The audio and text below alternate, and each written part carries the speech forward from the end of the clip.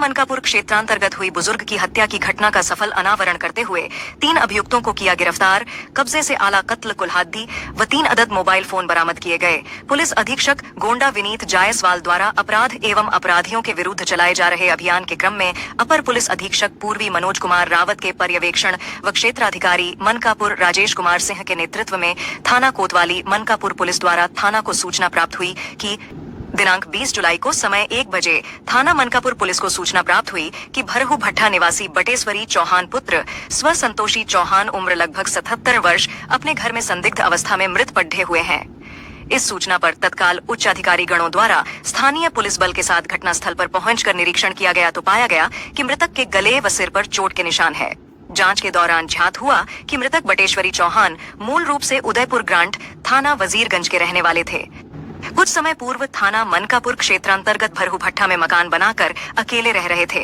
मृतक के शव के पंचायतनामा की कार्यवाही कर पोस्टमार्टम हेतु भिजवाया गया तथा dog squad field unit team को भी मौके पर बुलाया जाकर साक्ष्य संकलन की कार्यवाही करवाई गई।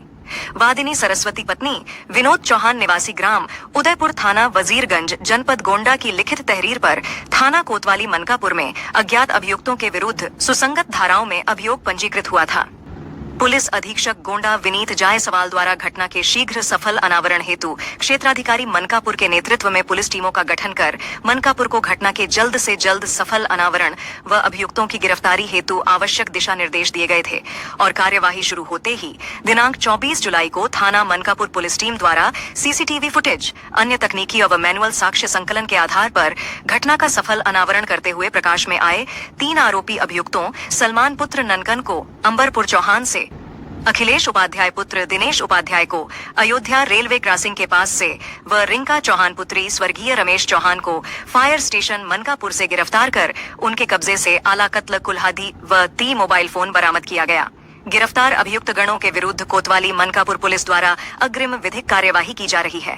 पुलिस ने जब अभियुक्त गणों से पूछताछ की तो अभियुक्ता रिंका चौहान पुत्री रमेश चौहान के द्वारा जुर्म स्वीकार करते हुए बताया गया कि मृतक बटेश्वरी चौहान मेरे सगे बाबा थे।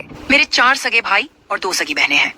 करीब 1.5 साल तक मैं और मेरी मम्मी बाबा की सेवा सत्कार करते थे, किंतु मेरे बाबा बटेश्वरी का लगाव मेरी दूसरे नंबर की भाभी सरस्वती पत्नी विनोद चौहान की तरफ हो गया, तो मेरे बाबा हम लोगों को घर से हटा दिए। तभी से मेरी भाभी सरस्वती बाबा बटेश्वरी का सेवा सत्कार करने लगी। मेरे बाबा ने 2 बीघा खेत सरस्वती के नाम बैनामा भी कर दिया था और भरहू भट्टा वाला पक्का मकान और जमीन भी बेचने और सरस्वती के नाम करने की बात कर रहे थे, जिससे मुझे लगा कि मेरे बाबा कुछ दिन और जिंदा रहेंगे तो अपनी सारी चल अचल संपत्ति सरस्वती के नाम ही कर देंगे और अगर मर जाएंगे तो सभी भाइयों का बराबर हिस्सा बन जाएगा। इसी बात को लेकर मैंने कुछ दिन पहले अपने दोस्त दिनेश चौहान के साथ मिलकर बाबा बटेश्वरी की हत्या करने की योजना बनाई थी। ग्राम अंबरपुर के सलमान और ग्राम बंदरहा के अखिलेश उपाध्याय मुझसे अयोध्या में दुकान लगवाने की सिफारिश कर रहे थे, इसलिए मैंने अपने बाबा की हत्या कराने के लिए इस योजना में इनको भी शामिल कर लिया और कोई मुझ पर शक न करे।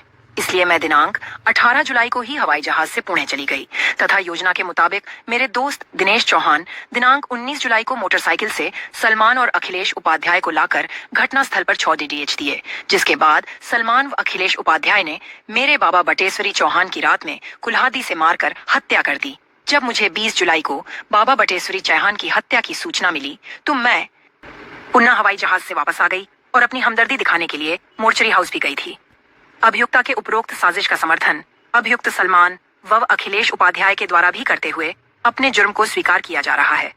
प्रकाश में आया अभियुक्त दिनेश चौहान गिरफ्तारी से बचने के लिए भागा हुआ है, जिसकी गिरफ्तारी के प्रयास जारी है। अग्रिम विधिक कार्यवाही की जा रही है।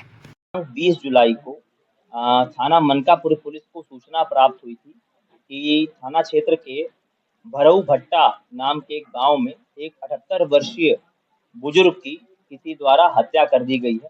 इस सूचना पर तत्काल पुलिस और उच्चाधिकारियों द्वारा मौके पर पहुंचकर जांच की गई। फील्ड यूनिट को भी मौके पर बुलाकर साक्ष्य संकलन की कार्रवाई की गई। इस प्रकरण के संबंध में जो मृतक हैं उनके पौत्र वधू के द्वारा लिखित तहरीर के आधार पर सुसंगत धाराओं में इसमें थाना मनकापुर पर अभियोग पंजीकृत किया गया। मेरे द्वारा इस घटना के अनावरण हेतु SP पूर्वी के नेतृत्व में 3 टीमों का गठन किया गया था। इसमें SOG और सर्विलांस टीम को भी लगाया गया था। आज इस घटना का सफल अनावरण करते हुए थाना मनकापुर पुलिस द्वारा इसमें 3 शातिर हत्या अभियुक्तों को पुलिस द्वारा गिरफ्तार किया गया है, जिन्हें आज जेल भेजा जा रहा है। इस घटना के संबंध में जब इनसे विस्तृत पूछताछ की गई तो जो इसमें आरोपी पकड़े गए हैं, इसमें मुख्य आरोपी और मास्टरमाइंड इस पूरी घटना की जो मृतक हैं उनकी सगी पौत्री जिसका नाम रिंका चौहान है, वो निकल कर आई है। और पूछताछ में इसके द्वारा बताया गया कि इस घटना में इसने दो अभियुक्तों सलमान और अखिलेश उपाध्याय इन दोनों का साथ लिया, जिनके द्वारा घटना कारित की गई, और एक अन्य सहयोगी दिनेश है जिसने इनका साथ दिया। तो इस प्रकार कुल 4 अभियुक्त इसमें शामिल रहे। 3 अभियुक्तों को पुलिस द्वारा गिरफ्तार कर लिया गया है। एक अभियुक्त की गिरफ्तारी शेष है, जल्दी ही उसको भी गिरफ्तार कर लेंगे।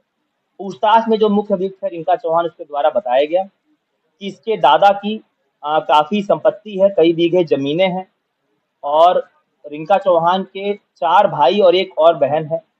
इसका ऐसा कहना है कि कुछ वर्ष पूर्व तक ये अपने बाबा के घर में उनके साथ रहती थी, लेकिन जब से उसकी दादी की मृत्यु हुई, इसके दादा से इसके संबंध बिगड़ गए। वो अक्सर इसको कड़े शब्द बोलते थे, गाली वगैरह देते थे, और उसको घर से निकाल दिया।